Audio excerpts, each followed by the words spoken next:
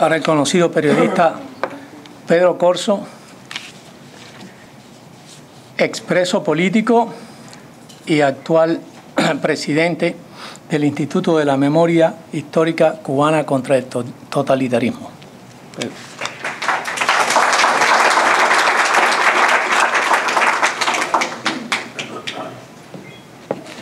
Muchísimas gracias por esta invitación y gracias a todos ustedes por estar acá.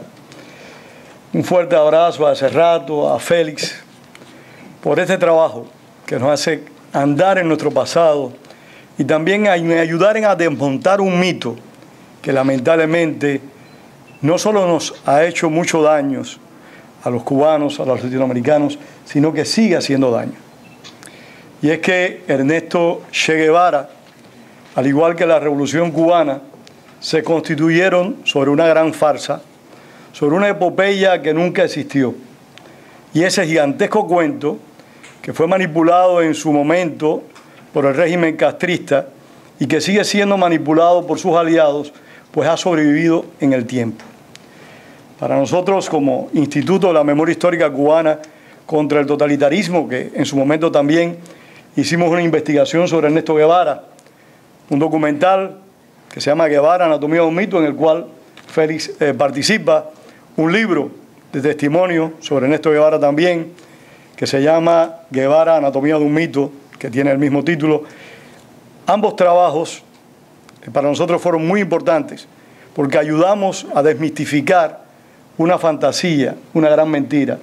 Pero esto que ha hecho Serrato en este momento es, en mi opinión, trascendente. Es llevarle a esa persona que no le gusta la aridez de la historia, a ese individuo que huye, que escapa del testimonio frío y seco, y llevarlo de una manera novelada, con mucho arte, con mucha gracia, una información que es extremadamente necesaria. ¿Por qué? Porque Ernesto Guevara, repito, desde mi perspectiva, fue una gran fantasía desde el principio y sigue siendo una fantasía hoy en la que se han coludido, curiosamente, intereses políticos de la izquierda y los intereses capitalistas más extremos. Eso, y lo demuestra en cierta medida cualquier investigación que se haga sobre la vida de Guevara, lo tenemos también en este libro, en otra dimensión, demostrando la forma en la cual el gobierno cubano durante años, de una forma sistemática y continuada, subvirtió el continente. En qué medida la dictadura cubana no solo oprimía y aplastaba a cada uno y todos los ciudadanos de la isla, sino también en qué medida trataba de exportar un modelo que en Cuba había fracasado, pero que ellos creían, como en su momento lo pensó Trotsky, que exportando el proceso político cubano iba a ser más viable la realización de la dictadura castrista. Dice Serrato aquí por medio de Benigno, o dice Benigno a través de Serrato. Fidel, manipulando todo una vez más, echó la culpa del fracaso a Mario Monge. Todos recuerdan que Mario Monge era el secretario general del Partido Comunista Boliviano, acusándolo de traidor y a los numerosos errores que cometió el Che. Por supuesto, Castro es infalible, todos lo sabemos, y el Che era el que se equivocaba. Curiosamente, aquí por los años, no sé si Félix lo recuerda, se hizo una película de Ernesto Guevara, donde mostraban un Ernesto Guevara que era el que realmente había dirigido la Revolución Cubana. Algo extremadamente ridículo.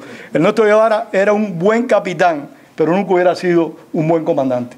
No tenía, desde mi perspectiva, talento para eso, y eso lo demostró en todo su quehacer guerrillero. Todo su quehacer guerrillero fue un total y absoluto fracaso. Pero bueno, Félix es un experto en el tema y es el que nos puede hablar de eso. Dice, sigue Benigno, a partir de ahí aquellos hombres empezaron a explicarse por qué los miembros del Partido Comunista Boliviano, como Inti Peredo, Coco Peredo, El Ñato, etcétera, etcétera, y demás que se unieron al Che en Bolivia, habían ido a Cuba a hacer un curso político con una beca que Cuba le había concedido. Esa era la forma, la manera que utilizaba el gobierno cubano, los recursos que recibía de la Unión Soviética para subvertir el orden. becaba a elementos que en su momento iban a ser fuerzas guerrilleras, fuerzas desestabilizadoras. Sigue Benigno. Para cumplir, y en esta ocasión se refiere a Félix, y este es otro aspecto importante, el gobierno cubano no perdona, no olvida. Podrá poner en el congelador un proyecto, pero podemos estar seguros que ese proyecto en cualquier momento puede calentarse.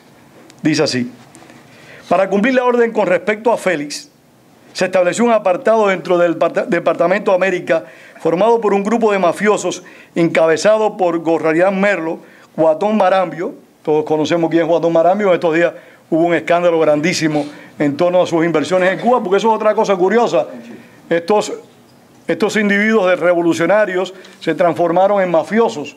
Y hoy hemos visto como gente que en un momento dieron parte de su vida, muchos pues entregaron años en las montañas o en las prisiones, al transcurso del tiempo se han convertido en narcoguerrilleros, se han convertido en simple y llanamente unos corruptos cuando llegan al poder.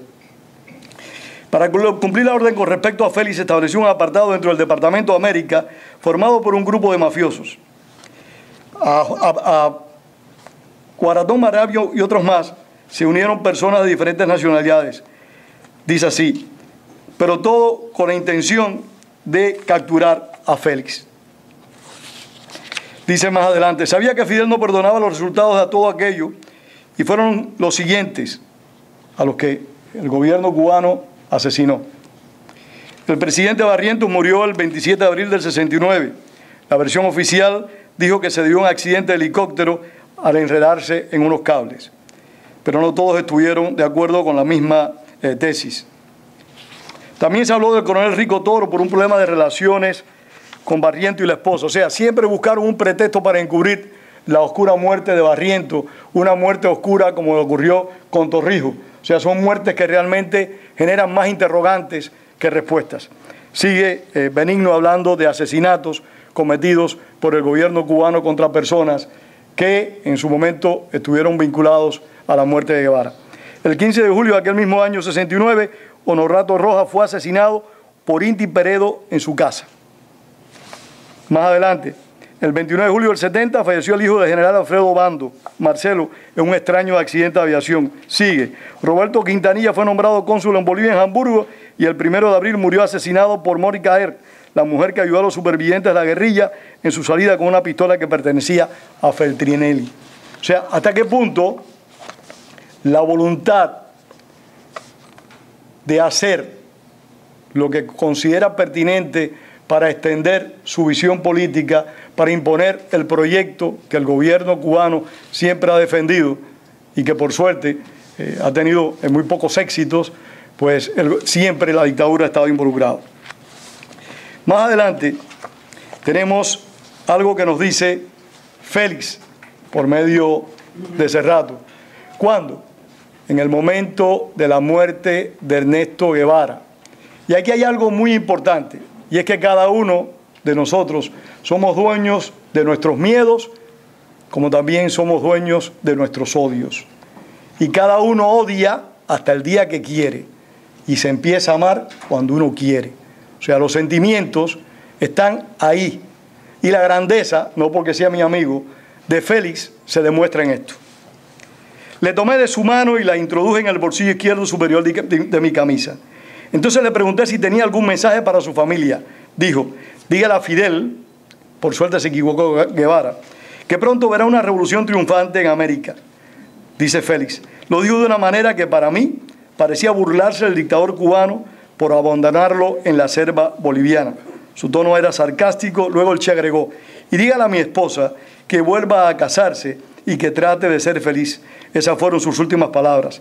Después nos dimos las manos y un abrazo. Para mí fue un momento muy emotivo. Ya no le odiaba. Le había llegado el momento de la verdad y se estaba comportando como un hombre. Esa es la grandeza de cuando uno tiene sus convicciones firmes. No se teme hacer concesiones. Y en eso, una vez más, y lo hemos conversado en privado en muchas ocasiones, Félix ha tenido éxito en los proyectos en los cuales se ha asociado. Ha sido un defensor de la democracia, no solo para Cuba y para América Latina, sino también para Estados Unidos. Pero no tiene odio, actúa en base a principios, en base a convicciones. Por eso repito, cada uno es dueño de sus odios, es dueño de sus miedos, y cada uno, en el momento que lo estima conveniente, se puede o no reconciliar con aquella persona que fue hasta un momento determinado su enemigo mortal. ¿Por qué? Porque lo que nosotros, y anoche lo conversábamos en la casa con Serrato, lo que nosotros no podemos es dictar por nuestra voluntad una reconciliación, un borrón y cuenta nueva. Eso es una decisión de cada uno de nosotros. Y Félix tomó su decisión, como otros muchos hemos tomado la nuestra. Cada uno decide cuál va a ser su futuro en relación al entorno cubano. Es dramático, problemático, trágico en muchas ocasiones, pero somos dueños de tomar nuestras decisiones, pero no dueños de imponerle nuestras opiniones a otras personas.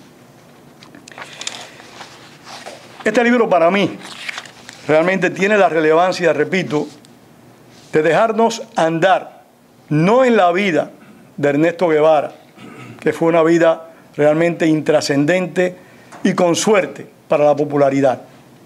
Porque cuando miramos su quehacer en la historia, es un cúmulo de fracasos y ninguna victoria. Eso es una realidad, y en esto no está la simpatía o la antipatía política, está una visión real del quehacer de una vida. Serrato se impuso la misión de escribir un número de libros y lo ha logrado. Félix se impuso la misión de defender la democracia y lo ha logrado.